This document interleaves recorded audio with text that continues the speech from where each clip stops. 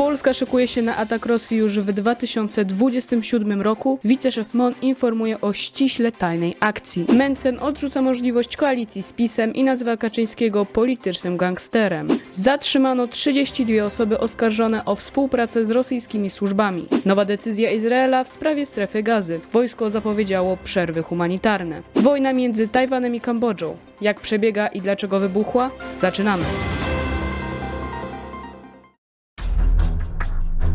Czy Polska szykuje się na atak Rosji już w 2027 roku? Premier Donald Tusk ostrzegł, że bezpośrednie zagrożenie militarne ze strony Rosji może się już pojawić w 2027 roku.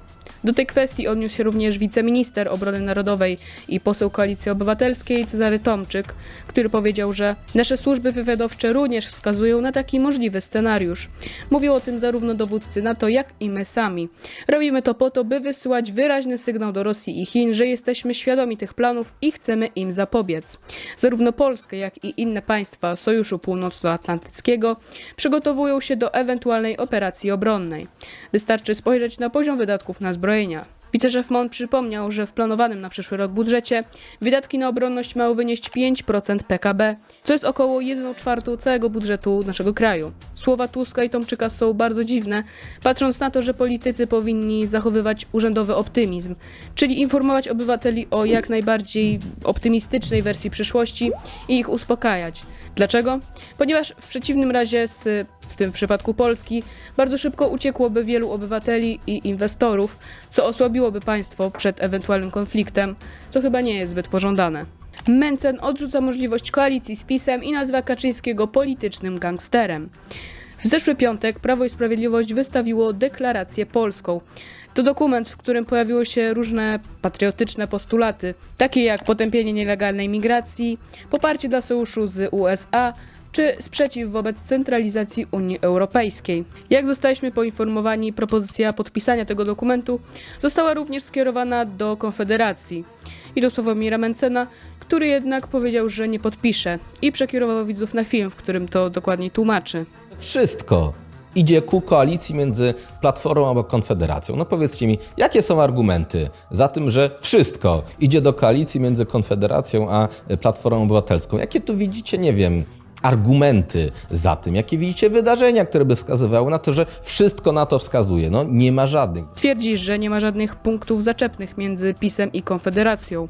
Bo w tym momencie nic na to nie wskazuje. To znaczy nikt normalny by w ten sposób nie myślał, a Kaczyński twierdzi, że w ten sposób myśli. Ja mu oczywiście nie wierzę, bo to nie jest człowiek, któremu należy za bardzo wierzyć, więc ja wiem, że on tak nie myśli. I on tylko chce, żeby ludzie w ten sposób myśleli, bo on nie ma żadnego problemu mówić rzeczy, z którymi się nawet on nie zgadza. Według niego wszystko, co jest zapisane w deklaracji, po prostu nie zostanie spełnione i że PiS kłamie i że ma złe intencje po prostu wchłonięcia Konfederacji do siebie. Zatrzymano ludzi podejrzanych o współpracę z rosyjskimi służbami. Jak poinformował nas Donald Tusk, w tej chwili mamy 32 osoby zatrzymane i podejrzane o współpracę z rosyjskimi służbami, które zlecały akty dywersji albo pobicie. I to podejrzenie jest uzasadnione według szefa rządu. Dodał, że wśród tych osób jest Polak, są Rosjanie, Ukraińcy, Białorusin i Kolumbijczyk. Jedna osoba jest skazana, a inne czekają na swoje procesy. Czas też ogłosić taki prawdziwy alert dla wszystkich służb, podkreślił premier. Wskazał, że nie ma wątpliwości, że aktywność rosyjska dotyczy pewnych zainicjowanych środowisk politycznych oraz że destabilizacja sytuacji na granicach, próba paraliżowania pracy naszych służb są blisko drastycznych akcji dywersyjnych, takich jak podpalenia czy pobicia. Zanim będziemy kontynuować, jeszcze krótka informacja organizacyjna. Przez najbliższe 2 tygodnie wyjeżdżam, więc nie będzie Y-Newsów, za to również w sobotę o 16:00 pojawią się inne materiały niezwiązane po prostu z newsami. Dobra, wracamy do materiału.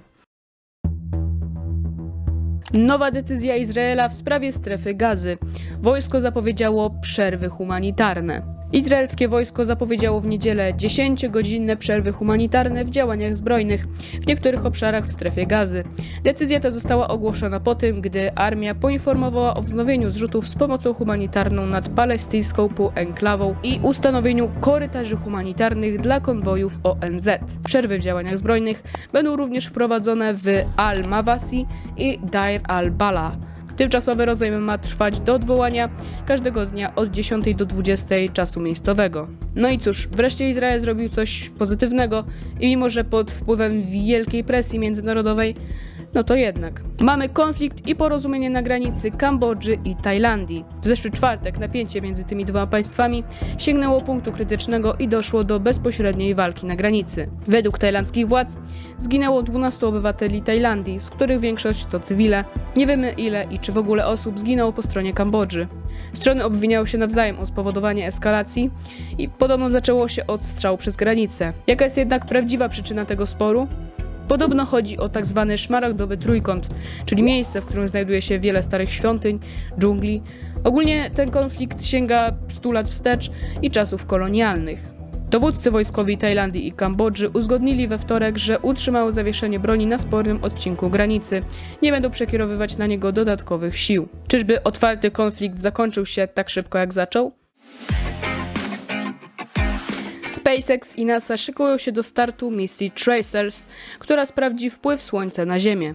Agencja powierzyła start firmie SpaceX. 2 satelity zostaną wyniesione w kosmos w środę rakietą Falcon 9. Przy okazji SpaceX wystrzeli inne ładunki dostarczone przez NASA. NASA wyjaśniła, że misja Tracers bada to, jak wiatr słoneczny, ciągły strumień zjonizowanych cząstek uciekających ze Słońca, wpływa na ziemską magnetosferę. Naukowcy odkryli w Polsce szczątki, które według nich należą do średniowiecznego rycerza. Szczątki znaleziono pod budynkiem, w którym mieściła się kiedyś popularna lodziarnia w Gdańsku. Ta lodziarnia działała 60 lat, dopóki nie została wykupiona przez deweloperów. Naukowcy uważają, że wspomniany mężczyzna był rycerzem, ponieważ na jego wapiennym nagrobku jest wymurowana rzeźba przedstawiająca rycerza trzymającego tarczę. Bracia bliźniacy prowadzą platformę internetową, aby dać głos chrześcijanom wschodu. Charbel i Giovanni to bracia, którzy mają 600 000 obserwujących na Instagramie i prowadzą profil o nazwie Eastern Christians. Strona ta jest poświęcona udostępnianiu informacji na temat chrześcijan żyjących na Bliskim Wschodzie i w Afryce Północnej. Zostali nazwani przez Vatican News cyfrowymi misjonarzami. Twierdzą, że wykorzystują media społecznościowe, aby dzielić się chrześcijańską tradycją i wiarą na Bliskim Wschodzie, gdzie panują prześladowania. Jest to według nich sposób na przekazywanie wiary w dobie social mediów.